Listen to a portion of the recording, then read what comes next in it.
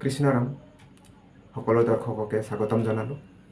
আজি মই কোষ্ঠকাঠিন্য বা কনষ্টিপেশ্যন কিদৰে দূৰ কৰিব পাৰি তাৰে 7টা নিয়ম ক'বলৈ ওলাইছোঁ।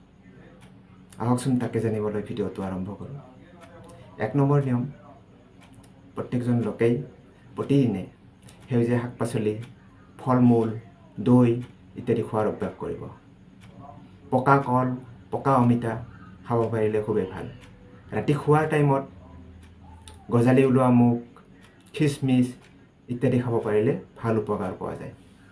2 নম্বৰতে, যি খাদ্য খাই ভালকৈ চোবাই খাব। ভালকৈ চোবাই খালে আমাৰ খাদ্যবোৰ ভালদৰে হজম হয়। 3 নম্বৰতে, পানী খোৱাৰ অভ্যাস বঢ়াব লাগে।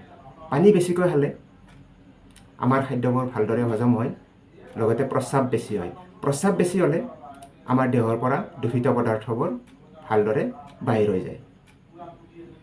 4 নম্বৰতে, ৰাতিপুৱা শুই উঠি তামৰ পাত্ৰত থোৱা পানী বা কলহত থোৱা পানী খাব পাৰিলে ভাল।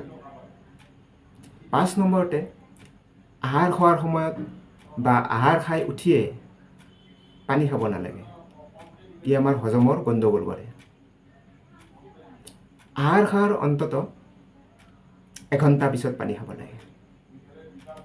6 নম্বৰতে, প্ৰতিদিনে প্ৰত্যেকেই প্ৰাতঃ ভ্ৰমণ কৰাৰ অভ্যাস কৰিব লাগে। যোগাসন, ব্যায়াম ইত্যাদি কৰাৰ অভ্যাস কৰিব লাগে। 7 নম্বৰতে, আহাৰ খোৱাৰ সময় সদায় একে ৰাখিব লাগে। অধিক জ্বলা পোৰা খাদ্য, অধিক তেল মছলা দিয়া খাদ্য, অধিক প্ৰটিনজাতীয় খাদ্য খোৱাৰ পৰা বিৰত থাকিব লাগে।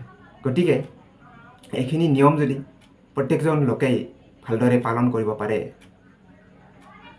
কোষ্ঠকাঠিন্য বা কনষ্টিপেশ্যন দূৰ হোৱাৰ লগতে পেটৰ বিভিন্ন ৰোগো দূৰ হ'ব আৰু লগতে সুস্বাস্থ্যৰ অধিকাৰী হৈও থাকিব পাৰিব। গতিকে ভিডিঅ'টো বেছি দীঘলীয়া নকৰোঁ, আজিলৈ ইমানতে সামৰিছোঁ। যদি ভিডিঅ'টো ভাল পালে প্ৰত্যেকেই লাইক, কমেণ্ট, শ্বেয়াৰ আৰু ছাবস্ক্ৰাইব কৰি আগলৈ ভিডিঅ' বনাবৰ বাবে প্ৰেৰণা দিব বুলি আশা কৰিলোঁ। কৃষ্ণৰাম।